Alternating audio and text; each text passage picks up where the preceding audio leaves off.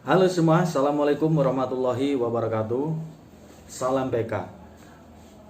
Kali ini saya kembali lagi bersama channel saya, Pak Ko BK, yang dimana pada kali ini kita akan membahas terkait dengan permasalahan bagaimana caranya mencari pekerjaan atau mencari kerja. Nah, ini bisa bermanfaat bagi kalian yang nantinya setelah dinyatakan lulus atau yang sudah lulus bisa digunakan untuk mencari kerja, ya. Langkah-langkahnya bagaimana dan apa yang harus dilakukan. Sebelum itu kita mulai dulu dengan membaca doa agar apa yang kita sampaikan di sini bisa bermanfaat bagi Anda semua. Berdoa sesuai dengan keyakinan masing-masing. Berdoa, mulai.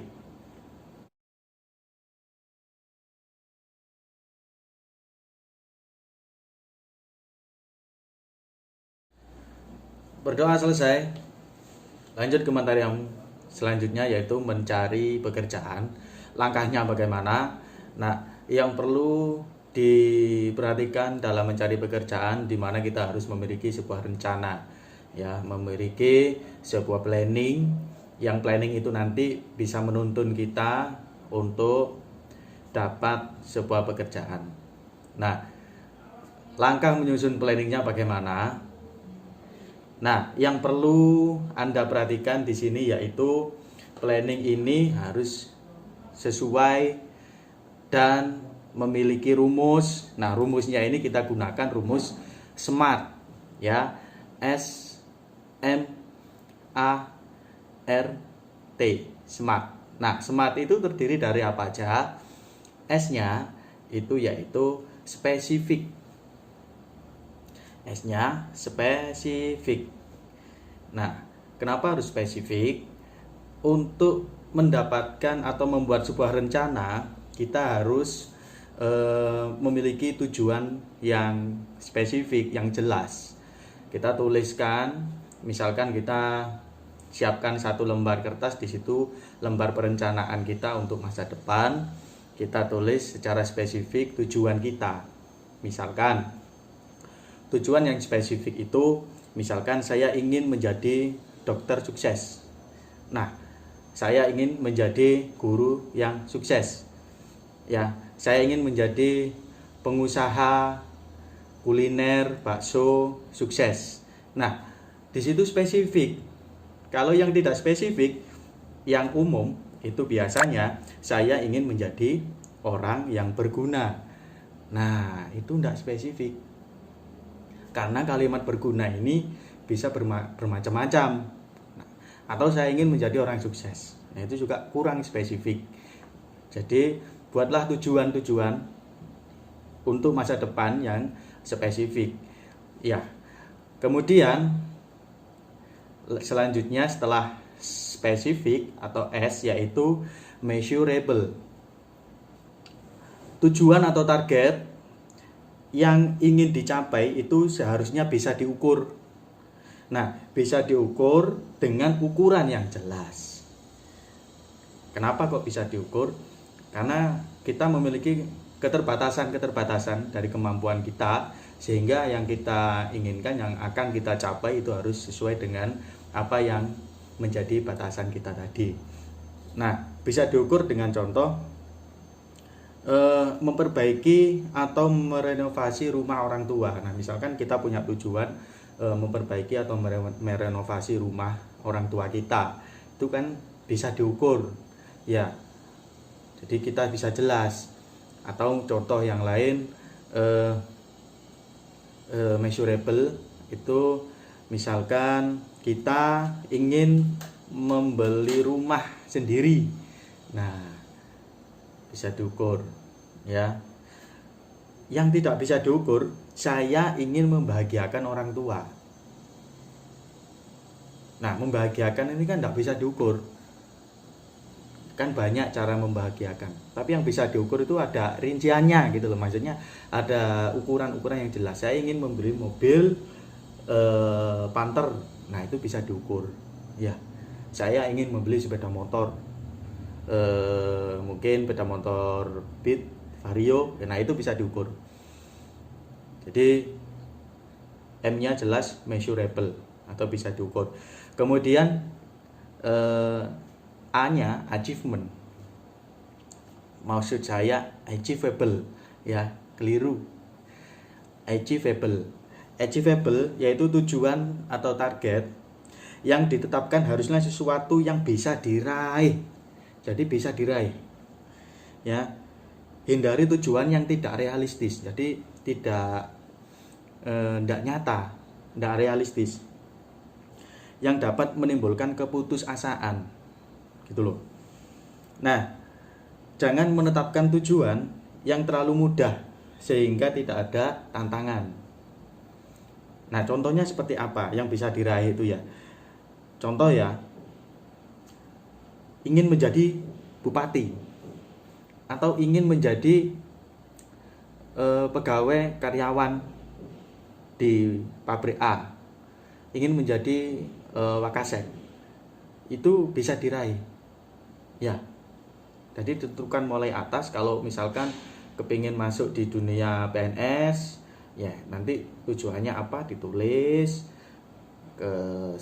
bisa diukur enggak, kemudian achievable, ya yang penting bisa diraih, sesuaikan dengan batasan kemampuan kita. Kalau misalkan kita memiliki ijazah, mohon maaf ya, misalkan SD, SMP sampai SMK, nah itu berarti batasannya sampai mana? Kepala desa itu insya Allah masih bisa. Nah, tujuan-tujuan itu bisa memacu kita untuk lebih maju dan kita lebih bersemangat untuk mencapai tujuan itu. Yang selanjutnya R-nya yaitu relevan. Ya, tujuan harus sesuai dengan potensi. Nah, ini juga penting. Dan kelebihan individu. Jadi jangan mencapai tujuan yang kita inginkan tetapi tidak sesuai dengan potensi yang kita miliki. Ya, tidak sesuai dengan potensi. Kita semua memiliki potensi. Ya, potensi apa yang kita miliki?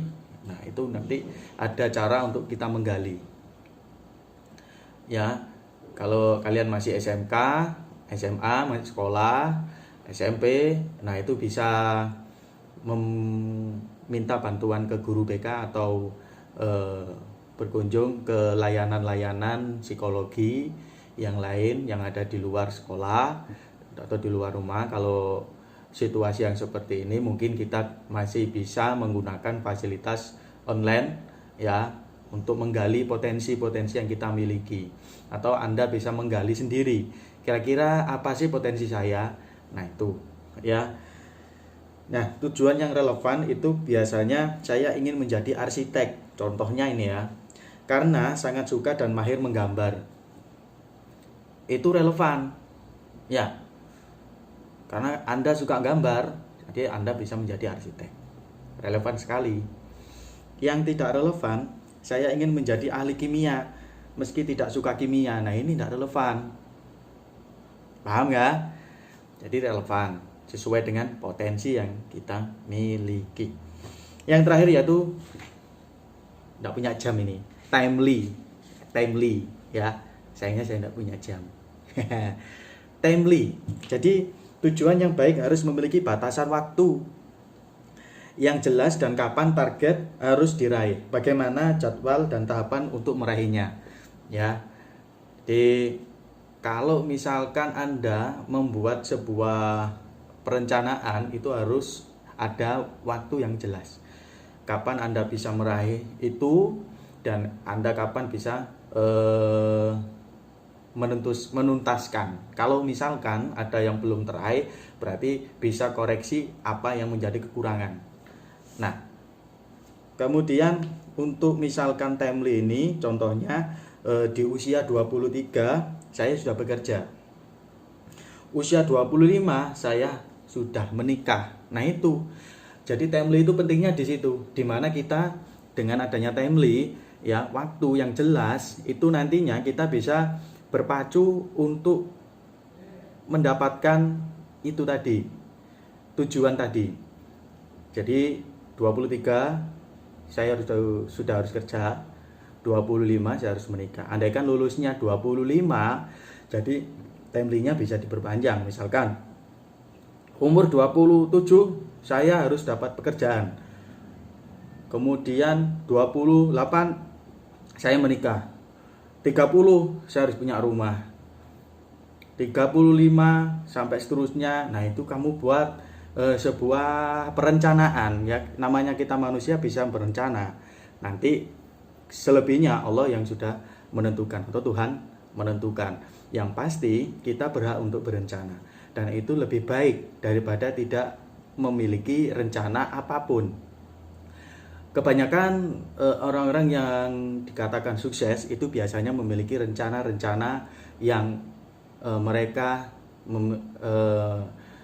berusaha untuk mencapai di tujuan itu tadi ya. Nah, sekarang kalau sudah membuat itu tadi, nah baru itu bisa ditulis, ditempelkan atau disimpan di sini, atau ditempel di HP, ditulis di HP. Nah, setelah itu kita bisa baru berusaha untuk mencari pekerjaan. Nah, sekarang pekerjaan itu untuk zaman yang sekarang ini itu semuanya modelnya sudah berbasis online ya. Ngirim surat lamaran sekarang sudah tidak perlu ke pabrik-pabrik atau ke perusahaan-perusahaan yang Anda tuju. Anda tidak perlu membawa surat lamaran ke HRD, nulis kertas, nulis CV ya. Ya perlu sih kalau misalkan itu nanti mendapatkan sebuah panggilan. Misalkan kita ada panggilan interview, ya nantinya berkas itu tadi tetap kita bawa. Nah, berbasis online itu kita bisa masuk di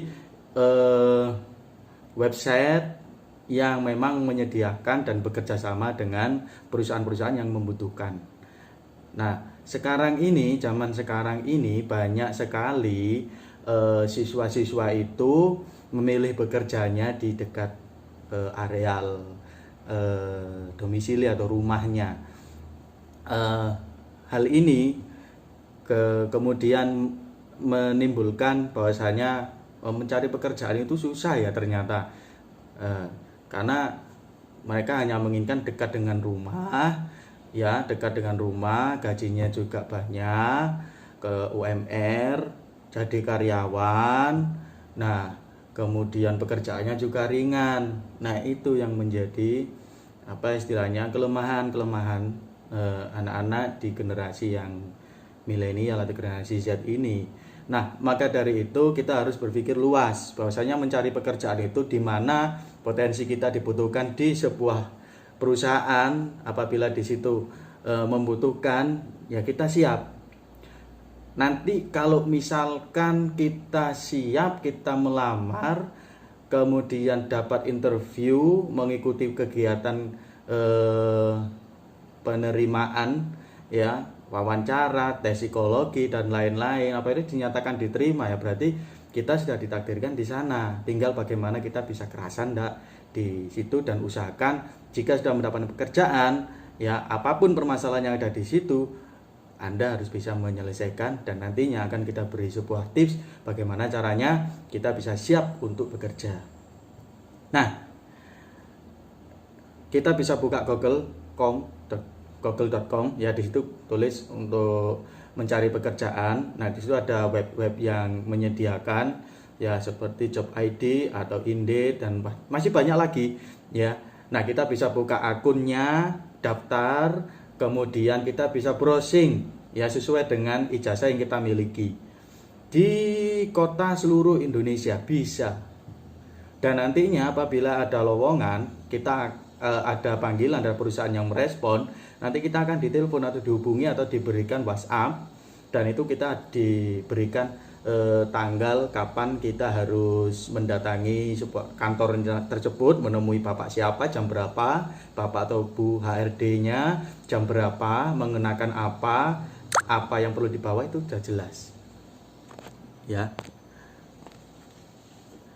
sudah jelas. Dan nantinya Anda baru mengikuti kegiatan selanjutnya. Jadi untuk mencari lowongan sekarang bisa menggunakan yang namanya website yang ada disediakan.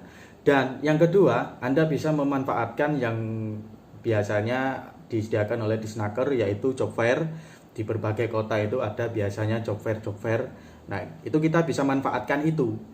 Ya, kita bisa datang di situ, ada berbagai macam perusahaan yang menawarkan kita masuk di perusahaan tersebut. Yang pasti sesuaikan dengan kemampuan kita. Nah, pertanyaannya ada di sini. Ada berbagai macam perusahaan yang menginginkan pengalaman. Kira-kira kalau fresh graduate itu gimana ya? Bisa enggak diterima di pekerjaan tersebut? Karena ada perusahaan yang mencantumkan pengalaman minimal 1 tahun, 2 tahun, 5 tahun. Nah, Anda harus pede ya. Pede dulu, jangan sampai enggak pede. Nah, PD-nya seperti ini. Kalau misalkan Anda mengambil sebuah lowongan, di situ ada, tapi sesuai dengan kriteria dan potensi Anda, kemudian mencantumkan pengalaman, ya tetap aja dilamar, tidak apa-apa. Dilamar. Nanti pihak HRD yang akan milih. Ya, pihak HRD yang milih. Nanti keputusan diterima ndaknya itu berdasarkan tes, jangan khawatir, berdasarkan tes. Ya. Nanti apabila kalian pada saat tes, nah dinyatakan diterima ya masuk. Ya. Nanti pasti masuk. Nah, jadi berdasarkan pengalaman itu kalian jangan berkecil hati. Oke. Kemudian bisa memanfaatkan kalau masih sekolah, baik di SMK itu ada BKK atau bursa kerja khusus. Insya Allah di setiap sekolahan di SMK selalu ada BKK ya. Jadi bisa mendatangi Wakasek Humasnya, kemudian menanyakan tentang lowongan-lowongan yang disediakan.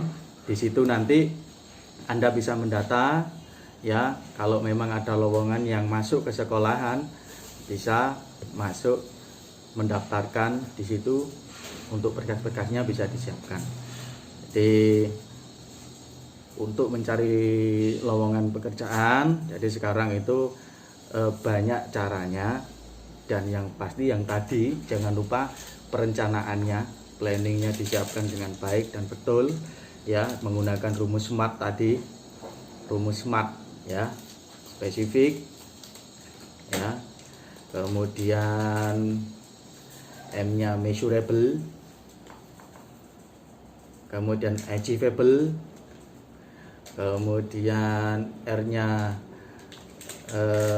reliable, kemudian T-nya timely ya. Jadi maksud kami R-nya itu relevan, spesifik, measurable, achievable, relevan, dan timely. Nah, rumus itu nantinya akan membawa Anda menuju ke tujuan Anda, dan mencapainya Anda memiliki semangat, dan pastikan Anda terus bersemangat dan berdoa. Doa terus menerus. Restu orang tua nomor 1, restu ibu bapak nomor 1, restu guru juga nomor 1 ya. Jadi jangan sampai kalian berkecil hati, carilah lowongan pekerjaan dimanapun, dan pastikan, dan jangan sampai menyerah, jangan sampai putus asa. Pekerjaan yang halal itu lebih baik ya. Yang penting sesuai dengan kemampuan yang kita miliki. Pak, saya punya ijazah hanya mungkin S1, mungkin SMK. Nah, boleh mencari pekerjaan sesuai dengan ijazah SMK atau SMA. Kalau SMA itu biasanya harus melanjutkan ke perguruan tinggi dulu agar pekerjaannya sesuai dengan apa yang kita inginkan. Nah, sekarang sudah ada yang namanya pemerintah menyediakan kartu prakerja. Kartu prakerja ini nanti bisa kalian manfaatkan. Untuk penjelasannya lain waktu untuk kartu prakerja ini ya. Itu saja yang bisa kami sampaikan ya, kurang lebihnya mohon maaf. Wassalamualaikum warahmatullahi wabarakatuh. Salam PK.